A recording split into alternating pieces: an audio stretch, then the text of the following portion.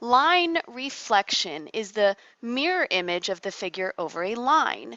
That line is called the line of reflection.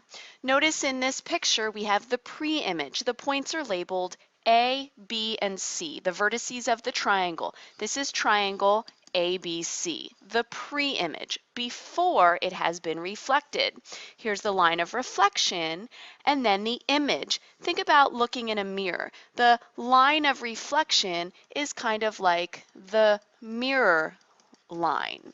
So imagine this is you standing in front of your mirror. This would be like the mirror, the line of reflection, and what you see is your image. And the way we label those points is with the primes, A prime, B prime, C prime. So this would be triangle A prime, B prime, C prime. So remember the way that we say that is A prime, B prime, C prime. So wherever A is, however far it is away from the mirror line, the line of reflection, A prime is the exact same amount away in the opposite direction. Similarly, here's point C. See how far it is away from that mirror line? Point C prime, the exact amount away in the opposite direction. Now, mostly what you're going to ask to do is to reflect something over a line in a coordinate plane, such as the line we're given here, y equals x. Think about how you graph y equals x, starting at the origin, and then the slope is 1. So up 1 over 1, up 1 over 1. It's that diagonal line that you see as I start to plot those points. So we're going to connect those points to make that mirror line or that line of reflection. So there's that line, y equals x. That's our mirror line or our line of reflection. So now as our mirror line, our line of reflection is slanted, it's a little bit trickier than when it's straight up and down and we just say left or right. Left and right are opposites.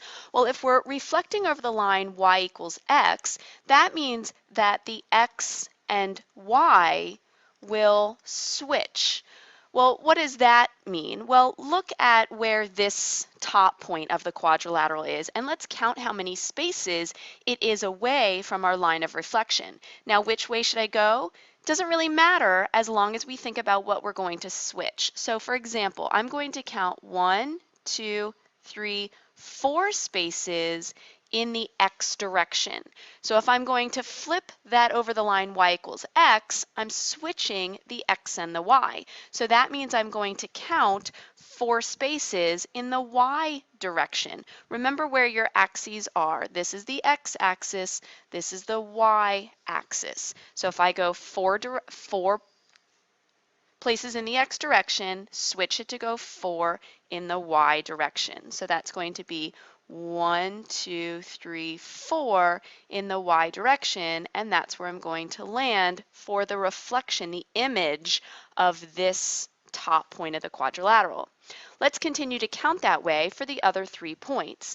This point right here, I'm going to count 1, 2, 3, 4, 5, 6, 7, 8, 9 to get straight to that line of reflection. So 9 in that direction.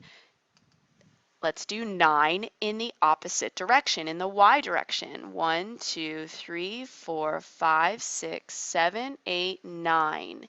And I counted 9 in this direction, and there's my other point. So this one was 9 in that direction, just like this one was 4 in that opposite direction.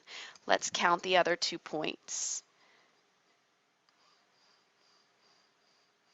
That looks like 6, so I'm going to count 6 in the y direction. 1, 2, 3, 4, 5, 6.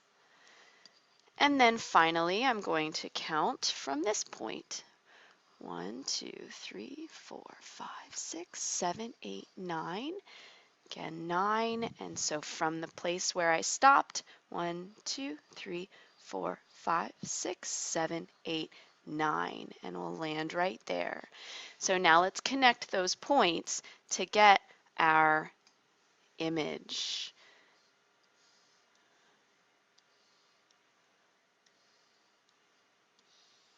And there's the image of our quadrilateral down here.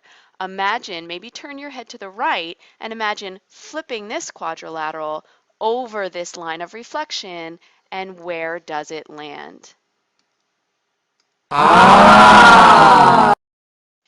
A figure has line symmetry if it can be cut into two identical pieces by a line. A figure can have more than one line of symmetry or no lines of symmetry. When you think of a line of symmetry, you will think of a reflection and a line of reflection.